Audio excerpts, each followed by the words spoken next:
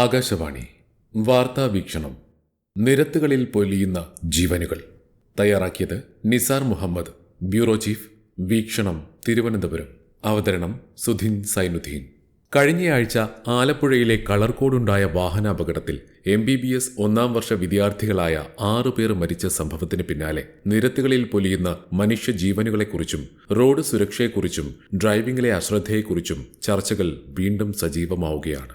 ഡ്രൈവർമാരുടെ അശ്രദ്ധ, റോഡുകളുടെ അവസ്ഥ, മുന്നറിയിപ്പ് ബോർഡുകളുടെ അഭാവം, വാഹനങ്ങളുടെ ബാഹുല്യം, അമിത വേഗം, മദ്യപിച്ചും ലഹരി വസ്തുക്കൾ ഉപയോഗിച്ചുമുള്ള ഡ്രൈവിംഗ് എന്നിങ്ങനെ നിരത്തുകളിലുണ്ടാകുന്ന അപകടങ്ങളുടെ കാരണങ്ങൾ പലതും ചർച്ച ചെയ്യപ്പെടുന്നുണ്ട്. ആലപ്പുഴയിലെ അപകടത്തിൽ 5 വിദ്യാർത്ഥികൾ സംഭവസ്ഥലത്തും മറ്റൊരു വിദ്യാർത്ഥി 4 ദിവസത്തിനു ശേഷം ചികിത്സയിൽ കഴിയുമ്പോഴുമാണ് മരിച്ചത്. 11 പേർ സഞ്ചരിച്ച കാർ KSRTC ഫാസ്റ്റ് പാസഞ്ചറുമായി കൂട്ടിയിടിച്ചായിരുന്നു അപകടം. കാർ നിയന്ത്രണം വിട്ട് ബസ്സിലേക്ക് ഇടിച്ചു കയറുകയായിരുന്നു. കനത്ത മഴയിൽ കാഴ്ച അവ്യക്തമായതും റോഡിൽ വാഹനം തെന്നിയതുമാണ് അപകട കാരണമെന്നാണ് നിഗമനം. കാർ ഓടിച്ച വിദ്യാർത്ഥിക്ക് അടുത്തിടെയാണ് ഡ്രൈവിംഗ് ലൈസൻസ് ലഭിച്ചത്. അതിനാൽ പരിചയക്കുറവും അപകടത്തിലേക്ക് നയിച്ചിട്ടുണ്ടാകാമെന്ന വിലയിരുത്തലുണ്ട്. 14 വർഷം പഴക്കമുള്ള കാറിൽ എയർ ബാഗ് ഉൾപ്പെടെയുള്ള സുരക്ഷാ സജ്ജീകരണങ്ങൾ ഇല്ലാതിരുന്നതും ദുരന്തത്തിന്റെ വ്യാപ്തി വർദ്ധിപ്പിച്ചു. ഈ അപകടത്തിന് ഏതാനും ദിവസം മുൻപ് തൃശൂരിലെ നാട്ടികയിൽ നവംബർ 26-ന് ദേശീയപാത ബൈപ്പാസിനരികിൽ ഉറങ്ങിക്കിടന്ന നാടോടികൾക്കിടയിലേക്ക് ലോറി പാഞ്ഞുകയറി 5 പേരാണ് തൽക്ഷണം മരിച്ചത്. മദ്യപിച്ച് വാഹനമോടിച്ച ഡ്രൈവിംഗ് ലൈസൻസ് ഇല്ലാത്ത ക്ലീനറാണ് 2 കുട്ടികളുടെ അടക്കം 5 പേരുടെ ജീവനെടുത്തത്. മെഡിക്കൽ വിദ്യാർത്ഥികളുടെ മരണത്തിനിടയാക്കിയ അപകടം നടന്ന ആലപ്പുഴ കളർകോട് തോട്ടപ്പള്ളി ദേശീയപാതയിൽ 15 കിലോമീറ്ററിനുള്ളിൽ ഒരു വർഷത്തിനിടെ 40ഓളം വാഹനാപകടങ്ങൾ ഉണ്ടായിട്ടുണ്ട്. ഇതിൽ 14 പേർ മരിച്ചു. 12 ബ്ലാക്ക് സ്പോട്ടുകളാണ് ഈ 15 കിലോമീറ്ററിനുള്ളിൽ ഉള്ളത്. കാർ ലോറിയിലിടിച്ച് കഴിഞ്ഞ വർഷം 5 സുഹൃത്തുക്കൾ മരിച്ചു. 1988-ൽ കളർകോട് തന്നെ KSRTC ബസ് ഓട്ടോയിലിടിച്ച് മരിച്ചത് 4 പേരാണ്. ഒരേ പ്രദേശത്ത് തന്നെ നിരവധി അപകടങ്ങളുണ്ടാകുമ്പോഴും അതിന്റെ യഥാർത്ഥ കാരണങ്ങൾ വിലയിരുത്താനും അപകടമുക്തമാക്കാനും കാര്യമായ ഇടപെടലുകൾ ഉണ്ടാകുന്നില്ലെന്ന ചർച്ചകളും ഇതിനിടെ ഉയരുന്നുണ്ട്. കേരളത്തിൽ ഒരു വർഷം ശരാശരി 42,000 വാഹന അപകടങ്ങൾ ഉണ്ടാകുന്നുവെന്നാണ് റിപ്പോർട്ടുകൾ. അതിലൂടെ 4,000-ലേറെ പേർ മരിച്ചിട്ടുണ്ട്. ഗുരുതര പരിക്കേറ്റ് ദീർഘനാൾ കിടപ്പിലാകുന്നത് ഏകദേശം 20,000 പേരാണ്. 2023 ജനുവരി മുതൽ 2024 ഓഗസ്റ്റ് വരെ 6,534 പേരാണ് കേരളത്തിൽ വിവിധ റോഡ് അപകടങ്ങളിലായി മരിച്ചത്. ഒരു മാസം ശരാശരി 326 ജീവനുകളാണ് പൊലിയുന്നത്. ഈ കാലയളവിൽ ആകെ 80,465 അപകടങ്ങൾ ഉണ്ടായി. റോഡ് അപകടങ്ങളുടെ കാര്യത്തിൽ രാജ്യത്ത് 3-ാം സ്ഥാനത്താണ് കേരളം. 2023 കണക്ക് പ്രകാരം തമിഴ്നാടും മധ്യപ്രദേശുമാണ് ആദ്യ 2 സ്ഥാനങ്ങളിൽ. 2022 കേരളത്തിൽ മാത്രം റോഡ് അപകടങ്ങളിൽ മരിച്ചത് 4,317 പേരാണ്. 2018 4,303 പേർ, 2019 4,440 പേർ, 2020 2,979 പേർ, 2021 3,429 പേർ എന്നിങ്ങനെയാണ് മരണനിരക്ക്. 2023 232 കോടി രൂപ മുടക്കി റോഡുകളിൽ AI ക്യാമറകൾ സ്ഥാപിച്ചതോടെ അപകടങ്ങളും മരണങ്ങളും കുറഞ്ഞുവെന്നാണ് സംസ്ഥാന സർക്കാർ അവകാശപ്പെടുന്നതെങ്കിലും അപകട കണക്കുകൾ സൂചിപ്പിക്കുന്നത് മറിച്ചാണ്. 2022 ഓഗസ്റ്റിൽ 3,366 റോഡ് അപകടങ്ങളുണ്ടായി. 307 മരണവും 4,040 പേർക്ക് പരിക്കുണ്ടായെങ്കിലും 2023 ഓഗസ്റ്റിൽ അപകടങ്ങൾ 1,065 കുറഞ്ഞുവെന്നാണ് സർക്കാർ ഹൈക്കോടതിയെ അറിയിച്ചത്. ഇതിൽ 58 മരണവും 1,197 പേർക്ക് പരിക്കുമുണ്ടായെന്നാണ് വ്യക്തമാക്കിയിരുന്നത്. എന്നാൽ ക്യാമറ സ്ഥാപിച്ചതുമായി ബന്ധപ്പെട്ടുണ്ടായ വിവാദങ്ങൾ തണുപ്പിക്കാനായി റോഡ് അപകടങ്ങളും മരണവും ഗണ്യമായി കുറഞ്ഞെന്ന് ഈ കണക്കു നിരത്തി സർക്കാർ സ്ഥാപിക്കാൻ ശ്രമിക്കുകയായിരുന്നുവെന്നാണ് ആക്ഷേപം. അതേസമയം 2023 ഓഗസ്റ്റിൽ 4,006 അപകടങ്ങളുണ്ടായെന്നാണ് പോലീസ് ക്രൈം റെക്കോർഡ്സ് ബ്യൂറോയുടെ കണക്ക്. 353 മരണവും 4,560 പേർക്ക് പരിക്കും സംഭവിച്ചു. അതായത് 2022 ഓഗസ്റ്റിലേക്കാൾ അപകടങ്ങളും മരണവും പരിക്കും വർദ്ധിച്ചുവെന്നാണ് കണക്കുകൾ വ്യക്തമാക്കുന്നത്. നിരത്തുകളിൽ AI ക്യാമറ വരുന്നതിന് മുൻപുള്ള വർഷത്തേക്കാളും 6,693 അപകടങ്ങൾ കൂടുതലുണ്ടായി എന്ന് അർത്ഥം.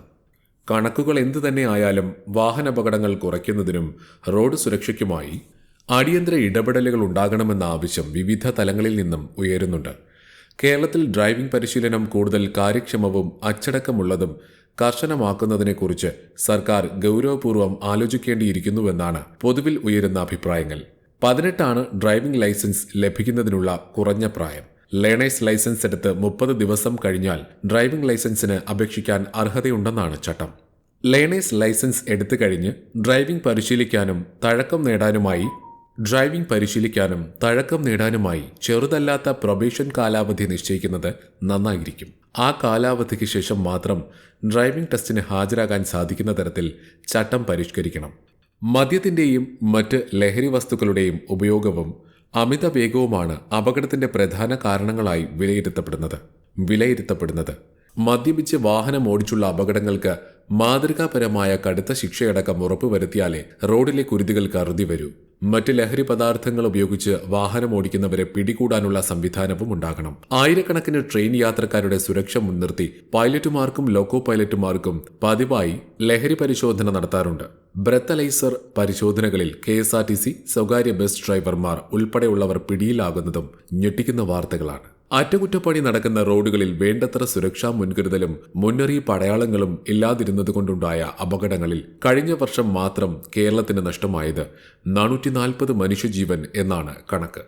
അതേസമയം രാജ്യത്തുടനീളമുള്ള റോഡ് സുരക്ഷ ലക്ഷ്യമിട്ട് ട്രാഫിക് റഡാർ ഉപകരണങ്ങളുടെ പരിശോധനയ്ക്ക് പുതിയ നിയമങ്ങൾ അവതരിപ്പിക്കാൻ കേന്ദ്ര സർക്കാർ ഒരുങ്ങുന്നുവെന്ന റിപ്പോർട്ട് ഏറെ പ്രതീക്ഷയുണർത്തുന്നുണ്ട്. ട്രാഫിക് റഡാർ ഉപകരണങ്ങളുടെ നിർബന്ധിത പരിശോധനയും സ്റ്റാമ്പിങ്ങും മറ്റ് നിയന്ത്രണങ്ങളും നടപ്പിലാക്കാനാണ് കേന്ദ്ര സർക്കാർ നടപടി തുടങ്ങിയിരിക്കുന്നത്. റോഡ് സുരക്ഷാ രേഖകൾ മെച്ചപ്പെടുത്താൻ സർക്കാർ ശ്രമിക്കുന്ന സാഹചര്യത്തിലാണ് പുതിയ നിയന്ത്രണങ്ങൾ വരാൻ പോകുന്നത്. കേരളത്തിൽ മോട്ടോർ വാഹന പരിശോധന കാര്യക്ഷമമാക്കാതെ റോഡ് അപകടങ്ങൾ കുറയ്ക്കാനാകില്ലെന്നാണ് പൊതു അഭിപ്രായം. അതേസമയം അപകടം ഒഴിവാക്കാൻ വാഹനം ഓടിക്കുന്നവരും കാൽനടക്കാരും ഒരുപോലെ ശ്രദ്ധ ചെലുത്തേണ്ടതുണ്ട്. വാഹനം ഓടിക്കുമ്പോൾ ശ്രദ്ധ വ്യതിചലിപ്പിക്കുന്ന ഒന്നും തന്നെ ഡ്രൈവർമാർ ഉപയോഗിക്കരുത് എന്നതാണ് അപകടം ഒഴിവാക്കാനുള്ള ആദ്യ പാഠം. ഫോൺ, ടാബുകൾ മുതലായവ ഡ്രൈവർമാരുടെ ശ്രദ്ധ തിരിക്കുന്നത് വഴി വലിയ അപകടങ്ങളുണ്ടായേക്കാം. മദ്യപിച്ച് വാഹനം ഓടിച്ചാൽ പിഴ ഈടാക്കുക മാത്രമല്ല, ജയിൽ ശിക്ഷ കിട്ടാനുള്ള വകുപ്പുകൾ മോട്ടോർ വാഹന നിയമങ്ങളിൽ തന്നെയുണ്ട്. വണ്ടി തടഞ്ഞുവെക്കാനും 1 വർഷത്തേക്ക് വരെ ലൈസൻസ് സസ്പെൻഡ് ചെയ്യാനും നിയമമുണ്ട്. മദ്യപിച്ചുള്ള ഡ്രൈവിംഗ് ഡ്രൈവറുടെ ചിന്തയെയും കാഴ്ചയെയും മന്ദീഭവിപ്പിക്കുകയും വലിയ ദുരന്തങ്ങൾക്ക് വഴിയൊരുക്കുകയും ചെയ്യും. വാഹനത്തിൽ കയറിയാൽ ഉടൻ സേഫ്റ്റി ബെൽറ്റ് ധരിക്കുക. ഡ്രൈവർ ആയാലും സഹയാത്രികരായാലും അതിൽ ഉപേക്ഷ കാണിക്കരുത്. അപകടമുണ്ടായാൽ തെറിച്ചു വീഴാതിരിക്കാനും അതുമൂലമുണ്ടാകാനിടയുള്ള ഗുരുതരമായ പരിക്കുകൾ ഒരു പരിധിവരെ സീറ്റ് ബെൽറ്റ് കൊണ്ട് ഒഴിവാക്കാവുന്നതാണ്. അതുമൂലമുണ്ടാകാനിടയുള്ള ഗുരുതരമായ പരിക്കുകളും ഒരു പരിധിവരെ സീറ്റ് ബെൽറ്റ് കൊണ്ട് ഒഴിവാക്കാവുന്നതാണ്. ബൈക്കിലായാലും കാറിലായാലും മറ്റേത് വാഹനമായാലും ഓവർലോഡ് പ്രോത്സാഹിപ്പിക്കരുത്. വാഹനത്തിൽ ആളുകളെ കുത്തി നിറച്ചുള്ള യാത്രകളിൽ അപകടങ്ങൾ പതിയിരിക്കുന്നതായി സമകാലിക അനുഭവങ്ങളിൽ വ്യക്തമാണ്. കാലാവസ്ഥാ വ്യതിയാനങ്ങൾ നേരിടുന്ന ഇന്നത്തെ സാഹചര്യത്തിൽ ഡ്രൈവിംഗിലും ശ്രദ്ധ ചെലുത്തേണ്ടതുണ്ട്. കനത്ത മഴയും കാറ്റുമുള്ള കാലാവസ്ഥയിൽ മാത്രമല്ല, മഞ്ഞുകാലത്തും രാത്രി സഞ്ചാരങ്ങൾ നിയന്ത്രിക്കുക. പുതിയ വാഹനങ്ങൾ വാങ്ങുമ്പോൾ സ്പോർട്സ് യൂട്ടിലിറ്റി കാറുകൾ പോലെ പുറംമൂടി നോക്കി തിരഞ്ഞെടുക്കാതെ സേഫ്റ്റി റേറ്റിംഗ് പരിശോധിച്ച് സുരക്ഷാ ഘടകങ്ങൾക്ക് മുൻതൂക്കം നൽകുക. രാത്രി 2 മണി മുതൽ പുലർച്ചെ 5 മണി വരെ യാത്രകൾ ഒഴിവാക്കുക. മനുഷ്യന്റെ തലച്ചോറ് വിശ്രമിക്കുന്ന സമയമാണിത്. രാത്രി യാത്ര ചെയ്യേണ്ട ആവശ്യങ്ങൾ വന്നാൽ മതിയായ ഉറക്കം ലഭിച്ചിട്ട് മാത്രം പുറപ്പെടുക. യാത്രാവേളയിൽ ഉറക്കം തോന്നിയാൽ വാഹനം ഒതുക്കി നിർത്തി കുറഞ്ഞത് 30 മിനിറ്റെങ്കിലും വിശ്രമിച്ച് മാത്രം യാത്ര പുനരാരംഭിക്കുക.